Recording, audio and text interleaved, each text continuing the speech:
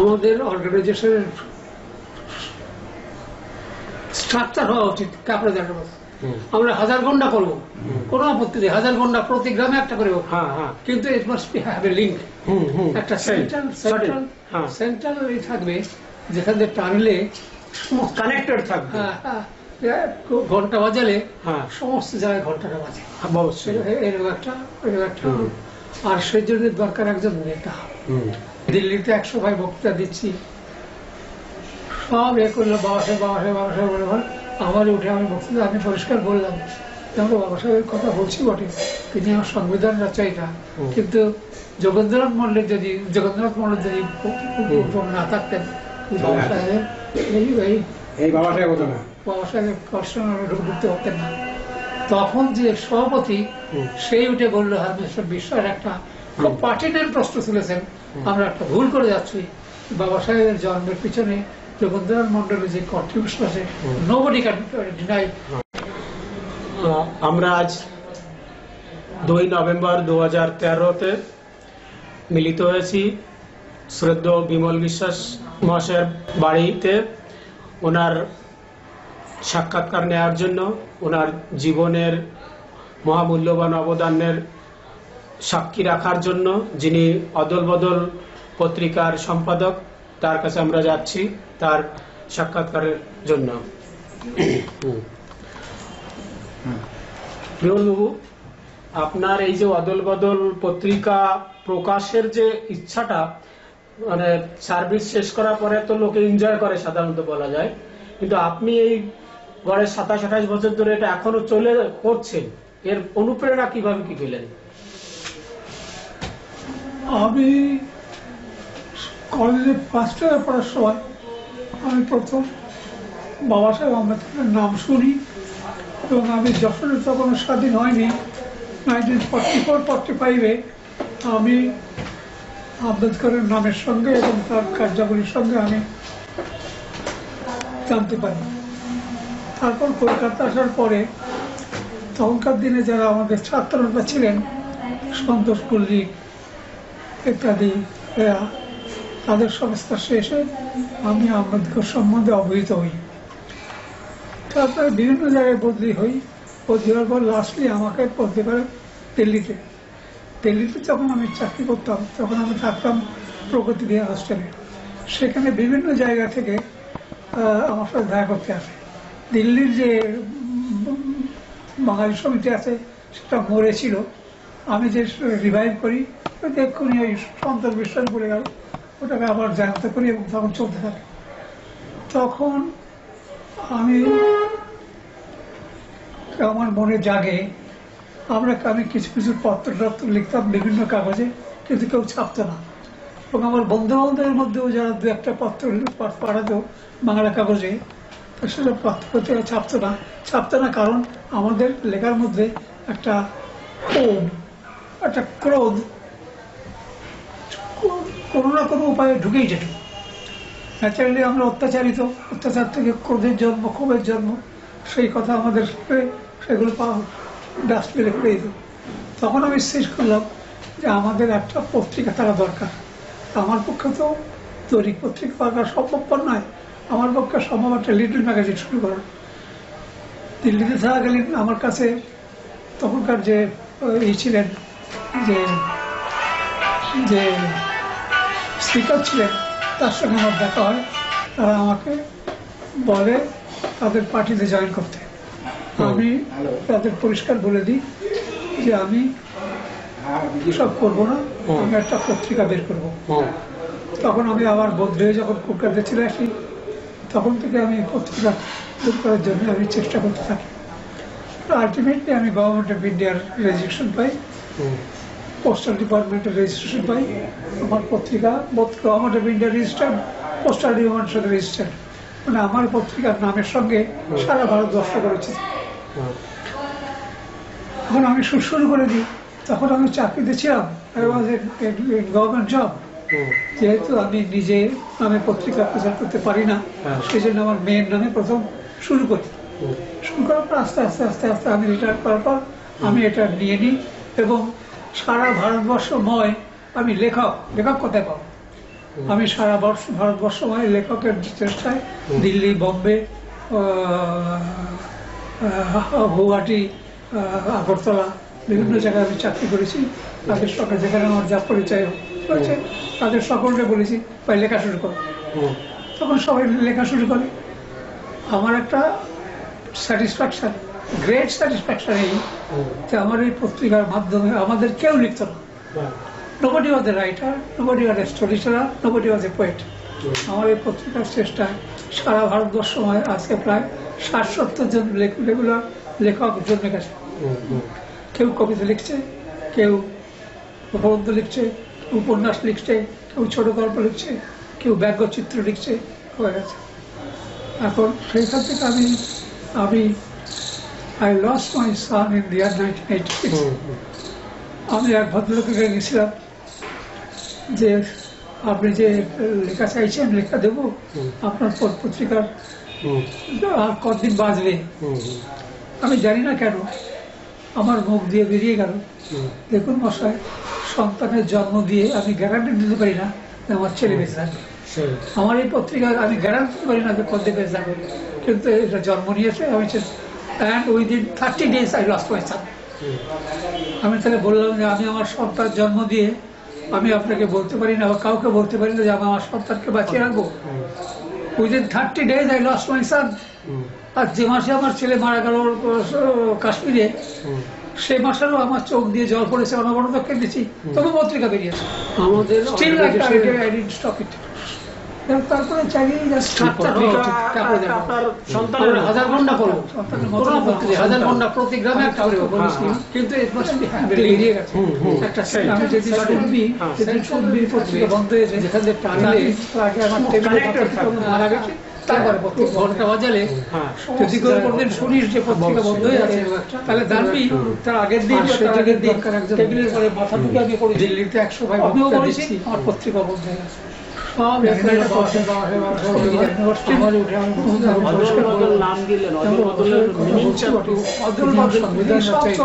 কিন্তু জগন্নাথ মন্দিরে যে রাস্তা দিয়ে চলে থাকতেন সেখানে কিন্তু গল্প আছে, সেই গল্প ছাড়া বাইরে উঁচু উঠতে পারতেন না। তখন এখানে সভাপতি এই সেই উঠে বললো পরিবর্তন চলছে, পার্টিদের প্রশ্ন পরিবর্তন তো চলছে, সবাই পিছনে করতে করতে আমি দেখলাম সবচেয়ে কমন যেটা অদল বদলের পক্ষে যেটা কমন সেটা অদল বদল। আমি অদল বদল নাম দিলাম, দিল্লিতে দরখাস্ত করলাম।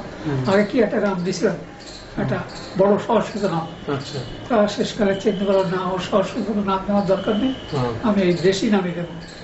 দেশি নাম দিলাম, মহাশয় দেবীর দিকে পাঠলাম, মহাশয় দেব আমার এখানে এলেন, আরো 2-4 লোক এখানে এলেন, সবাই শুরু করে দিল, সবার চলছে। তারপর আমি যেহেতু চাকরি করেছি, মাদ্রাজে চাকরি করেছি, কোচিনে চাকরি করেছি, হায়দ্রাবাদে চাকরি করেছি, ঘরে চাকরি করেছি, দিল্লিতে চাকরি করেছি, আমার ফ্রেন্ড সার্কেল সারা ভারতবর্ষ ছড়িয়ে আছে। যেখানে যার সঙ্গে কথা বলেছি তার সঙ্গে সব কথা বলার পরে আস্তে আস্তে কাশ্মীর থেকে লেখা পাই, দিল্লি থেকে লেখা পাই, পাটনা থেকে লেখা পাই, বম্বে থেকে লেখা পাই, মাদ্রাজ থেকে পাই না।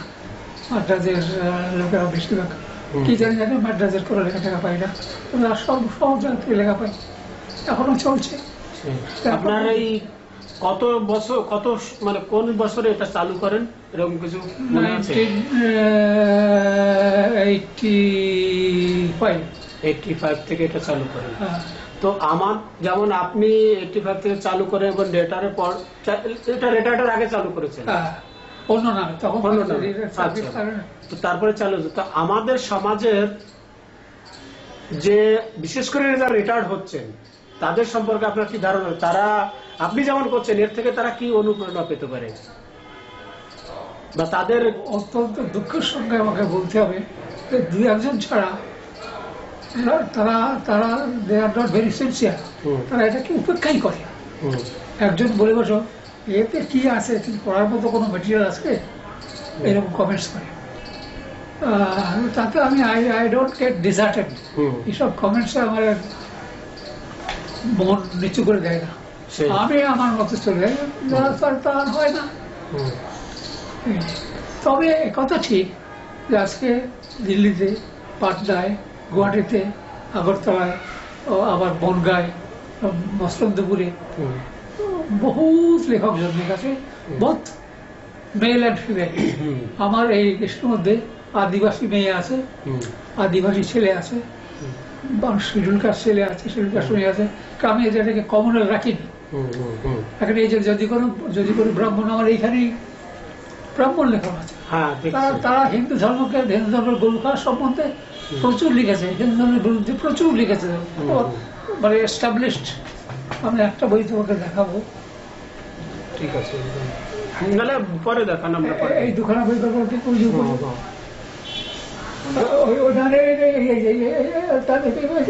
ওইটা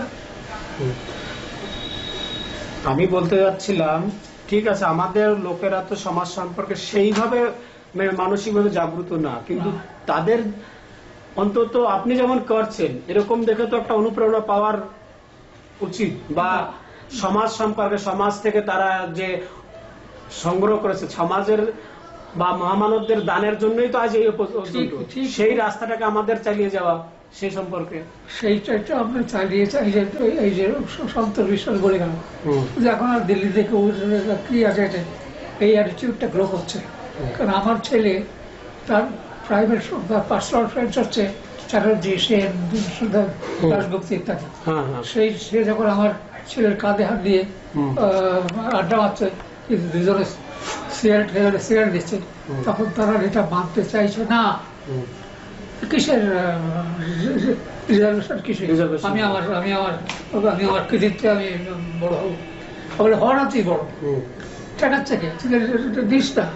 কিন্তু ফ্যাক্ট রিমেন্স যে তোর ঠাকুর দাদা লাঙল চলেছে, ফ্যাক্ট রিমেন্স তোর ঠাকুর দাদা লাঙল চলেছে, ঠাকুর দাদি লাঙল চলেছে পয়সায়, তোর বাপ এই পোস্ট ধরেছে, তোর বাপ তোরে এখন পড়িয়েছে, তুই যদি চাষ করে বিলেত পাঠাতে পারি। সেটা তো স্টেজ বাই স্টেজ হয়েছে। এখন তুই যদি বলিস যে আমি আর করবো না, তুই তো বিকম, তুই যখন অ্যাডমিশন নিলি তখন তো শিডিউল কাস্ট নিয়েছিলি, আমি তোরা সার্টিফিকেট করে দিই। আজকে তোরা তোকে ঘেন্না জঙ্গল করা, আর সে এগ্রি করে। আমার ছেলেমেয়েরা কিন্তু ভেরি আর্ট, তারা শিডিউল কাস্ট চেনে, শিডিউল ট্রাইব চেনে, অমুক করে। তার মানে একটা সব সমস্যা আছে যে আমরা সমাজকে সেইভাবে আমাদের সমস্যাটাকে করতে পারিনি, এটা আমাদের একটা ল্যাক অফ। ইয়েস, এই যে শব্দ এই কথাগুলো বলে গেল, আমি আমার ছেলেকে, আমার মেয়েকে, আমার জামাইকে, আমার নাতিকে শিক্ষা দিই এই সেটাই। আমার ঘরে ওখানে আম্বেদকরের ছবি নেই আছে, ওইখানে টেবিলে ওই আম্বেদকরের ছবি আছে। তুই কোনো ঘরের কারোর ঘরে দেখবে না তার বসার ঘরে আম্বেদকরের ছবি আছে। একে না আম্বেদকর, ও আপনি আম্বেদকর। সেই মুহূর্তে যে ও ডাউনগ্রেডেড হয়ে গেল, সেই ভয়তে কোনো সালার ঘরে আম্বেদকর ছবি পাওয়া যায় না। এই দায়িত্বটা তো আমাদের আরো, যেমন আপনি নিয়েছেন, আমাদের আরো মাথায় নিতে হবে। এই কথাটাই বোঝে না ওদের। সেখানে আমি যে বড় হয়েছি, আমি যখন ক্লাস 7-এ পড়ি আমি 4 টাকা স্টাইপেন্ড পেতাম, যখন কলেজে পড়ি 10 টাকা স্টাইপেন্ড পেতাম, যখন ইউনিভার্সিটি এলাম 50 টাকা স্টাইপেন্ড পেতাম। এই যে আমার বাবার চালাতে পারতো, but still I got it, I enjoyed it, I pass through it. আমি খুব খাটাখাটি করিনি। আমি প্রিভেন্টিভ অফিসার হিসেবে জয়েন করি, অ্যাসিস্ট্যান্ট কন্ট্রোলার হিসেবে নতুন চাকরি পাই, কন্ট্রোলার হিসেবে প্রমোশন পাই, ডেপুটি চিফ কন্ট্রোলার হিসেবে প্রমোট হয়, জয়েন্ট চিফ কন্ট্রোলার হিসেবে প্রমোট হয়। Joint chief controller is in charge of the whole of eastern India. Eastern ইন্ডিয়ার যত ব্যবসাদার আছে, ম্যানুফ্যাকচারার আছে, এক্সপোর্টার ইম্পোর্টার আছে, তার হেড অফ দি অফিসার আমি। এইখানে আমি উঠেছি। প্রাইমারি কন্ডিশন ইজ বাবা সাহেব, এ কথা ডিনাই করার কোনো উপায় নেই। আমাকে কাজ ধরে উদ্বাস করতে বলে আমি উদ্বাস করেও বলবো আমার। আমি একটা জিনিস বুঝতে পারছি যে আমাদের সমাজের গাইডার বরাবর সেইভাবে তৈরি হয়নি। যেমন আমি গুরুচাঁদ চরিতে পড়েছি যে গুরুচাঁদ ঠাকুর শশীভূষণ ব্রহ্ম সমাজের দীক্ষা নিতে যাচ্ছেন, উনি বলছেন ব্রহ্ম মানেটা তো আগে জান, ব্রহ্ম কি। ওরা যে মানেটা বলছে সেটা তো উল্টো, ব্রহ্ম মানে তো চেতনা। সেখানে শশীভূষণকে কনভিক্স করলেন। তা আমার মনে হচ্ছে আমাদের সমাজের যারা গাইডার, সেই গাইডাররাই আগে মানে ডাইভার্ট হয়ে গেছে, আর যারা গাইড করছেন তাদের হাইলাইট হচ্ছে না। এক্স্যাক্ট তো আপনি সেই গাইডার সম্পর্কে কিছু আরো মানে দেন। এটা একটা আমাদের একটা কথা কাকু, এর মধ্যে আপনি এটাও রাখবেন যে আপনার সামাজিক ভাবনা এবং আমাদের কি করণীয়, individual not as a whole. আমাদের, আমি কয়েকদিন আগে একটা সংবাদে প্রবন্ধ লিখেছিলাম যে আমাদের সব আছে, আমাদের আঠা নাই। হ্যাঁ মিল পড়ে, হ্যাঁ আঠা। এগুলো তো আমার প্রাণের কথা, যে আঠা জিউলিয়াটা হবে না, এমন আঠা দরকার যে আঠা আমাদের শক্ত করে ধরে রাখে। ছোটবেলায় গল্প পড়েছি, কতগুলো বুড়ো বললো যে যা কতগুলো তোরা ভাই চেপাতে বানাবো, যা কতগুলো কঞ্চি নিয়ে আয়। কঞ্চিগুলো আলাদা আলাদা ভেঙে ওই কঞ্চিগুলো যেন একসঙ্গে আঠি বেঁধে দিল, সেগুলো ভাঙা যাবে না। অতএব আমাদের এখন একটা আঠা চাই, সেই আঠা ক্যান বি, ও জিউলিয়াটা হবে না। এর জন্য আমাদের একজন আইকন দরকার, একজন চরিত্রবান লোকের দরকার। বদমাইশ লুচ্চা দিয়ে সে কাজ হবে না।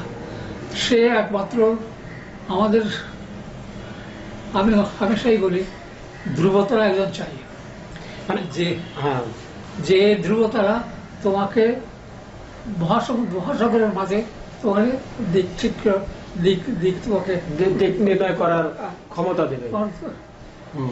এই কথা আমি, তার মানে আঠা আমার মনে হয় বিচারধারা, আঠা আছে বিচারধারা, আইডিওলজি।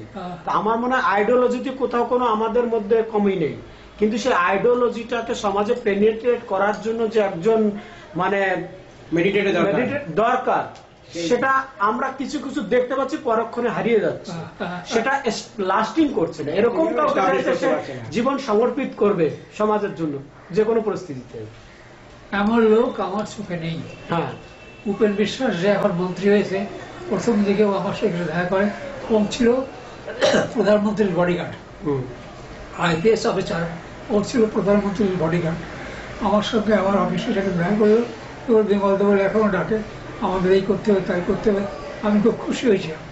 তারপরে দেখলাম সে পথ পরিবর্তন, সে পার্সোনাল জ্ঞানের দিকে তার নজর গেছে, অত করো না। এইভাবে আমি বহু মিটিং করেছি, শত মিটিং করেছি, বনগামুখও হোক আর ক্যানিং মুখও হোক, এমনকি গঙ্গার ওপারেও আমি মিটিং করেছি। কিন্তু দেখা গেল সেই আঠা তৈরি করা গেল না। আর যতদিন গেছে আমার বয়স বেড়েছে, আমার এখন আর অত মিটিং করার ক্ষমতা নেই, এখন আর যাই না। 5-7 বছর আগেও আমি প্রচুর মিটিং করেছি, প্রচুর সবাই বক্তব্য দিয়েছি, কিন্তু হলো না। তবুও সমাজের জন্য আপনি এই যে অবদানটা রেখে যান, আপনি কতটা সাকসেস হয়েছেন, আপনার মেন্টাল স্যাটিসফ্যাকশন কতটা? বললাম যে আমার এই পত্রিকা ছিল বলে আজকে অন্ততপক্ষে 10 জন মহিলা লেখিকার জন্ম মানে হয়েছে। পুরুষ লেখক তো কয়েকশো পুরুষ লেখক জন্ম নিয়েছে, 5-7-10 জন মহিলা লেখকের জন্ম হয়েছে। তারা রেগুলার লিখছে এবং বেশ ভালো লিখছে, কবিতা লিখছে, প্রবন্ধ লিখছে, গল্প লিখছে, ব্যঙ্গচিত্র লিখছে, এগুলো হচ্ছে। এখন নিশ্চয়ই উন্নতির কাজ করলো। সারা ভারতবর্ষে পাটনা থেকে লিখছে, গড় থেকে লিখছে, শিলং থেকে লিখছে, আবার এই বনগামুখ যত আছে সেখানকার মেয়েরা লিখছে, আদিবাসী মেয়েরা লিখছে, আদিবাসী বহু মেয়ের লেখা আমার প্রবন্ধ করে। এখন কথা হচ্ছে, একটা দোষ হচ্ছে এই নোমো উইল নট মিট এ পৌন্ড্র, এই যে এইটা ভেঙে দেওয়া দরকার। নোমো আর পৌন্ড্র এক বাপের 2 মায়ের পেটে 2 সন্তান, পিতায়। অবস্থায় তোমাদের মারামারি করা উচিত নয়। এমন কমপ্লেন আমি শুনেছি বেরিয়ে, এই যে লোক, এই যে আমরা 200 লোক দেখছি সবাই, এর মধ্যে 199 জন নোমো, একজন পদ নেই, একজন জেলে নেই, একজন আদিবাসী নেই, এতে কি হয়?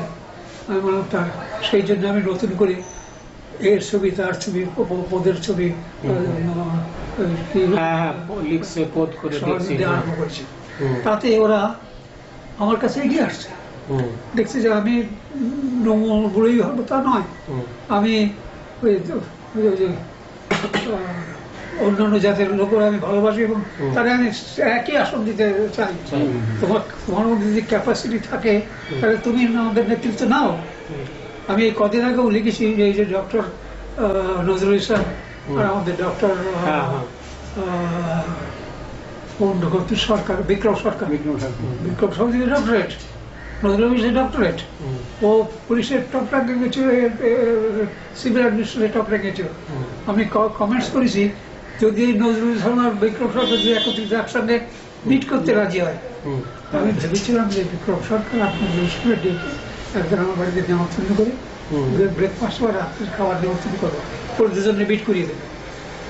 মিট করিয়ে দিয়ে বলবো আপনার দুইজন টপ মোস্ট লোক এখন, উনিও ভাবছেন একটা রাজনৈতিক খুলবেন, তিনিও ভাবছেন একটা রাজনৈতিক দল খুলবেন। তিনি একটা রাজনৈতিক দল অলরেডি খুলে দিয়েছেন। বিক্রম সরকার নাম দিয়েছে, যাই হোক, নাম দিয়ে শুরু করে দিয়েছে অলরেডি। আমি তারা জিজ্ঞেস করলাম যে আপনি যে নাম দিয়ে শুরু করলেন, আপনি কি আগে রেকর্ড করে সারা পশ্চিমবঙ্গ ঘুরুন, আপনি সেক্রেটারি ছিলেন বা কোর্টের চেয়ারম্যান ছিলেন, এতে কিছু ধার্য হবে না, আপনি ঘুরে ঘুরে ঘুরে ঘুরে ঘুরে ঘুরে যেতেন। কিন্তু আমি ঘুরবো কেন, আমার কাছে আসবে এই লোকের দ্বারা কি পার্টি গঠিত হয়? আমি দেখেছি একটা লরি ঘিরে নিয়েছে, সবকিছু দেখেছি, একটা লরির পেছনটা ঘিরে নিয়েছে, তার মধ্যে রান্না করে, তার মধ্যে খায়, তার মধ্যে বেরিয়ে যায়, পাঞ্জাব গ্রামে যারা ঘুরে পাড়াপাড়ি ঘুরে এইরকম ভ্যানিটি। এই ভ্যানিটি যতদিন না যাবে ততদিন পর্যন্ত আমি তোমার সেবক। হরিচাঁদ গুরুচাঁদ ঠাকুর এবং মধ্য ধর্ম, তার যে বিচারধারা, সেটা সম্পর্কে আপনার যা সমাজের কিভাবে মতরা সবচেয়ে গণ্ডগোল যাচ্ছে, আম্বেদকর ইগনোর করতে চায়। গুরুচাঁদ ঠাকুর আম্বেদকরের চাইতেও উচ্চ স্থানে বসে আছে, এইটা আর সেখানে কেন আমাদের নিজের মতো কথা কাটাকাটি, এইটাতে হবে না। কোথায় আম্বেদকর, কোথায় সূর্য, আর কোথায় তারা। আর অল রেসপেক্ট গুরুচাঁদ ঠাকুরকে আমি তার দিয়ে শ্রদ্ধা করি। উনি লেখাপড়া না জানা অবস্থায় সেই যুগে যে যে চেতনা তিনি জন্ম দিয়ে গেছিলেন তার কোনো পূরণ হয় না, এবং যে বিশ্রী তাকেও মানে না, গুরুজনের কথাও কেউ মানে না। যার দল নেই তার বল নেই, তুমি আগে আগে তুমি রাজনৈতিক চেতনা লাভ করো ইত্যাদি বলা, হরি বলে হরি বলে হরি বলে গড়াগড়ি গায়। আচ্ছা, বর্তমানে আমি মাসখানেক আগে মণিমোহন বৈরাগী এবং মনীন্দ্রনাথ বিশ্বাস দুজনের লেখা বেশ কিছু বই পেয়েছি হরিগুরুচাঁদ ঠাকুর সম্পর্কে, যারা একটা মঞ্চ চালাচ্ছেন, হরিগুরুচাঁদ আম্বেদকর চেতনা মঞ্চ। এই বিষয়ে আপনার কোনো ধারণা? এই একটা মঞ্চ আমি জানি না, যেটা বই পড়ে আমি খুব অনুপ্রাণিত হয়েছি। এবং না না এই তো এখানেই আমার এখানে আপনি গেছিলেন, আপনি গেছিলেন ওই যে সুধীর বাবুর ওখানে, সুধীর রঞ্জন ওনারা যে সংগঠন চালায়, সুধীর রঞ্জন হালদার, সুধীর হালদার, ও একজন গুরুচাঁদের খুব খুব বড় হতো। তাদের বিরুদ্ধে আমার কোনো কমপ্লেন নেই। গুরুচাঁদকে নিশ্চয়ই গুরুচাঁদ আমাদের প্রণম্য, তার পা দিয়ে জল খাওয়ার মধ্যে রক্তি নেই। একটা থামদিন পেশার মানুষ, কত কনসেন্স আর কত ক্লিয়ার আর কত পারফেক্ট ছিল। তুই ব্যবসা করো, টাকাও উপায় করো, অর্থ উপার্জন করো, সমাজের জন্য কিছু করো, আর দলবদ্ধ একত্রিত। যার বল নেই তার দল, যার দল নেই তার বল নেই, কথা এ মারাত্মক কথা না? সেই আমলে মানে তার ইয়ে চিন্তা করে, কিন্তু তারা ওই মতো হয়, ওই মাথা জাগায় আর হরিবল হরিবল করে, রাজনৈতিক চেতনা জন্মাচ্ছে না। তো আপনার একটা ইচ্ছা নিশ্চয় থাকবে, করেছেন অনেক কিছুই, তবুও না পাওয়ার বেদনা থাকবে, তবুও সমাজে আরো কিছু করুক সেই ধরনের কিছু জানান, যে সমাজের প্রতি অপেক্ষা করে না, আশা করে। সামাজিক ভাবনা আপনার এবং আজকে আমাদের কি করণীয় সেই কথাটা আর কি আসলে, যে আমরা এই ক্ষুদ্র ক্ষুদ্র বিন্দু আছে, সেই বিন্দুকে একত্রিত করতে চাই। আমরা খ্যাপলা জালের মতো হবো। খ্যাপলা জাল জানো? এতখানি জড়িয়ে তাহাকে, কিন্তু ওই মাথায় একটা দড়ি দিয়ে যে জাল ফেলে তারা ওই জাল টানে, ওই খ্যাপলার শেষের দিকে ওই লোহার গুড়ি গুড়ি থাকে, ওটা যে মাটিতে পড়ে। আমাদের অর্গানাইজেশনের স্ট্রাকচার হওয়া উচিত কাপড়ে দেখার মতো। আমরা 1000 গন্ডা করবো, কোনো আপত্তি নেই, 1000 গন্ডা প্রতি গ্রামে একটা করে হোক।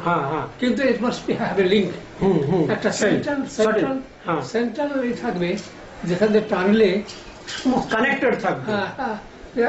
ঘন্টা বাজালে সমস্ত জায়গায়। বাবা সাহেব একটা স্কুল করে একটা কলেজ করেছিলেন নেতার জন্মাবার জন্য, এই বইটা আছে। সেই বইটা কোথায় গেল? সেই আম্বেদকরের বইটা। সেই বইটাতে একটা কলেজ করেছিলেন to teach people how one can become a leader. টিকলো না বেশি দিন, 1 বছর 1.5 বছর ঠিকই ছিল। উনি বলছেন আম্বেদকরের ছেলে, তোমাকে আগে সমস্ত বিষয় জানতে হবে। তোমার চরিত্রের মধ্যে এমন গুণ থাকবে যে গুণের জন্য তুমি সবার সম্ভ্রম পাবে। আর তোমার কিছু জ্ঞানও থাকতে হবে, রাজনীতি সম্বন্ধে তোমার জ্ঞানও থাকতে হবে, তাহলে তুমি করো।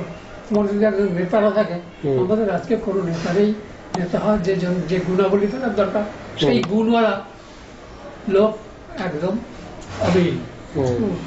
প্রথম যুগে ছিল সন্ত্রাসবাদী, ছিল আমাদের মজুমদার,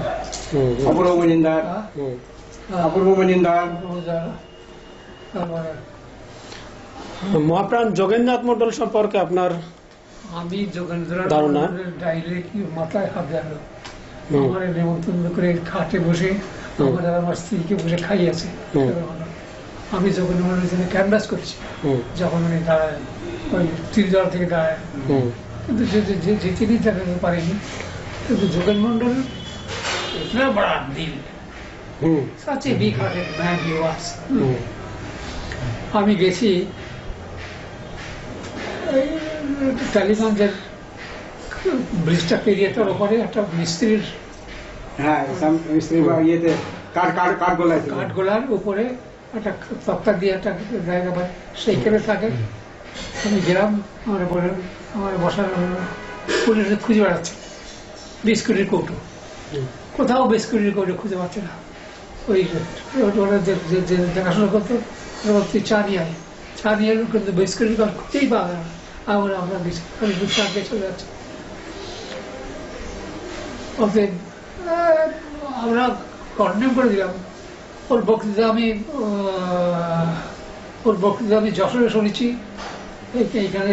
এখানে কলকাতায় শুনেছি, ঠাকুরনগর বক্তৃতা শুনেছি, ওনার সঙ্গে সঙ্গে শুনেছি। কিন্তু কেউ বুঝলো না, লোকটাকে কেউ বুঝলো না। খুব দোষ দেয়, পলাই আইছে, মানে পাকিস্তানে পলাই আইছে। আমাদের নম্বর কথা আছে, পাকিস্তানে পলাই আইছে, আমাদের ছেড়ে পলাই দিলে। এই একটা বিশেষ করে গালি চলে সমাজে। কিন্তু তিনি যে দিল্লিতে 100 ভাই বক্তৃতা দিচ্ছি, সব করলো বাবা সাহেব বলে, আমার উঠে আমি বক্তৃতা আমি পরিষ্কার বললাম আমরা বাবা সাহেবের কথা বলছি বটে, তিনি আমার সংবিধান রচয়িতা, কিন্তু যোগেন্দ্রনাথ মন্ডল যদি না থাকতেন, বাবা সাহেবের বাবা সাহেবের কষ্ট ঢুকতে পারতেন না। তখন যে সভাপতি সেই উঠে বললো, হ্যাঁ মিস্টার বিশ্বাস একটা খুব পার্টিনের প্রশ্ন তুলেছেন, আমরা একটা ভুল করে যাচ্ছেন। আপনার একটা ইনফরমেশন দিচ্ছি, নাগপুরে সঞ্জয় গাজবে করে একজন প্রফেসর মহাপ্রাণ যোগেন্দ্রনাথ মন্ডলের উপরে থিসিস করে ডক্টরেট পেয়েছেন, এবং সে বইটা ওটা পাবলিশ হয়েছে, আমার হাতেও এসেছে। আমি আসার পথে ওই ডক্টর সঞ্জয় গাজবে এসেছিলেন নাগপুর স্টেশনে, বইটা আমাকে দিয়েছেন, এবং উনি ওই ডাইরেক্ট ওটা করেছেন যে বাবা সাহেব যে আজ এত দূর এসেছেন, যোগেন্দ্রনাথ মন্ডল না থাকলে এটা হওয়া মুশকিল ছিল। এবং সেখানে নাগপুরের একজন প্রখ্যাত অধ্যাপক আগলাবেকরকে, প্রফেসর প্রদীপ আগলাবে, তিনিও ওটা কমেন্টস করেছেন যে এই অবদানটা মহাপ্রাণ যোগেন্দ্রনাথ মন্ডলের। এটা আমাদের একদিকে গর্বের বিষয়, অন্যদিকে একটা দুঃখের যে আজ তারা চিনল মহাপ্রাণ যোগেন্দ্রনাথ মন্ডলকে। কিন্তু আর সেখানে শুধু মহাপ্রাণ মন্ডল না, বাংলার সব মনীষীদের কথা, হরিগুরুচাঁদ ঠাকুর, তারপরে অন্য যারা, সবার কথা। কিন্তু আমি সেটা দেখছি যে আমার বাঙালিরা বিশেষ করে চিনল না। এই সম্পর্কে আপনার বাঙালি মূল নিবাসীরা চিনল না, হ্যাঁ। বাঙালি অন্য লোকরা ছিল, মূলবাসীরা, হ্যাঁ। মূল নিবাসীরা না চিনল না, না। আমি তো জগন্মন্ডলের শিষ্য, হুম, আমি তো জগন্মন্ডলের শিষ্য। আমি তো জগন্মন্ডলের আমার ছাত্র জীবনে আমি আমার বাড়িতে গেছি বহুবার। তো আমার আর আমার স্ত্রীকে বিয়ের পরে প্রথম গেলাম জগন্মন্ডল দেখা করতে। মানে আমার স্ত্রীকে এরকম খাটে বসে স্টুল দিয়ে আমাদের খাওয়া হয়। জগন্মন্ডল সম্বন্ধে মানে জগন্মন্ডল সম্বন্ধে কোনো বিরূপ মন্তব্য করলে আমার রক্ত পুষ্ট থাকে। তবে এত বড় মহান ব্যক্তি ছিলেন তিনি। হ্যাঁ, মহান ব্যক্তি, মহান ব্যক্তি, কোনো সন্দেহ নেই। আচ্ছা বাবু, তাহলে এই যে এখন আপনি এত বছর 28 বছর আপনার এই অদল বদলকে আপনি চালিয়ে আজ বর্তমানে স্টেজে নিয়ে এসেছেন, কিন্তু আপনি যখন এই থাকবেন না তখন এই অদল বদলের ব্যাপারে আপনার কি চিন্তাধারা, এটা নিয়ে কি চিন্তা করছেন? আমি খুব মনোদুঃখে আছি এই জন্যে যে আমি বহু সময় বলেছি যে অদল বদলের জীবন আর আমার জীবনকে একসঙ্গে শেষ হয়ে যাবে, এটা যেন না হয়। আর আমার যা আছে, আমার অন্ততপক্ষে 25-30 হাজার টাকার বই আছে, আমার ক্যাশ যা আছে 30-40 হাজার টাকা আমি দিতে রাজি আছি। তোমাদের যদি ঈর্ষা হয়, রাগ হয়, বিমল বিশ্বাসের বাড়িতে এটা থাকবে না, এটা বিমল বিশ্বাসের প্রপার্টি হয়ে গেছে, এটা কোনোদিন বিমল বিশ্বাসের প্রপার্টি নয়, এটা সমাজের প্রপার্টি। আমি সমাজের প্রতিনিধি হিসেবে এই মূর্তি চেষ্টা করছি। পয়সা আসে না, আমার যা পেনশন পাই তার 1/3 এর পিছনে খরচা যায় প্রতি মাসে। আমি চালাচ্ছি, আমি সুমদ খাই না, আমি সিগারেট খাই না, আমি সিনেমায় যাই না, আমি থিয়েটারে যাই না। আমার যদি 5-7 হাজার টাকা প্রতি মাসে আমার পেনশনের টাকাতে খরচা হোক না, তাতে আমার ছেলে বউয়ের কোনো আপত্তি নেই। কিন্তু কথা হচ্ছে এই অবধি আপনি সমাজের এতদিন যে আপনি ইয়ে করে আসছেন যে তোমরা কেউ আসো এটাকে ইয়ে করো, আপনি এই অবধি কোনো লোক পেয়েছেন? না, একজনও পাইনি। তারা এসে বলবে যে কাকা বা জ্যাঠা বা দাদা বা শালা, তুমি তো যথেষ্ট বুড়ো হয়েছো, তুমি একটু বিশ্রাম নাও, অন্যান্য আগ্রহ কাজ যেগুলো আছে সেগুলো আমরা দেখি। এই খুব দেখা, প্রেসে যাওয়া, প্রেস থেকে নিয়ে আসা, পোস্ট করা, 400-500 বই পোস্ট করা, তারপর তাদের সঙ্গে করেসপন্ডেন্স রাখা, কিছু চাঁদা দেরি হলে তাদের কাছে টাকা।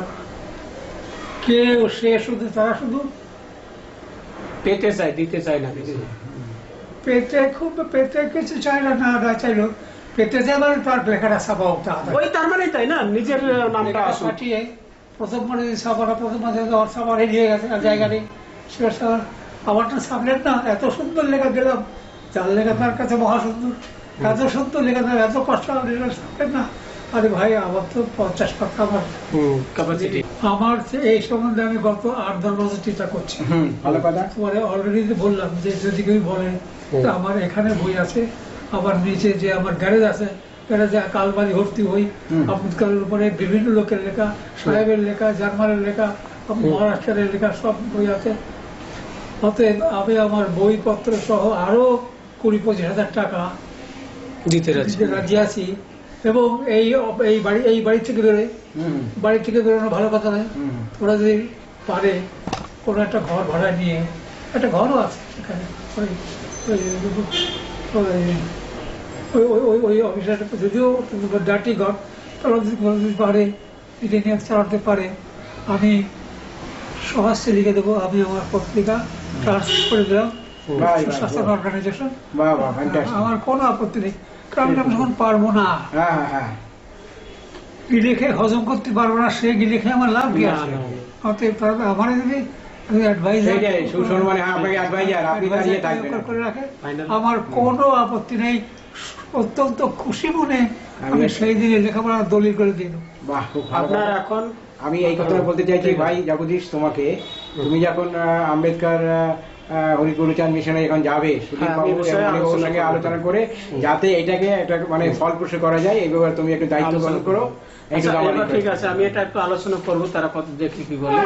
কারণ আর আপনি এখন আপনার জীবনের লাস্ট মানে সমাজের প্রতি কি ইচ্ছা বা লাস্ট মেসেজটা দিয়ে জানি।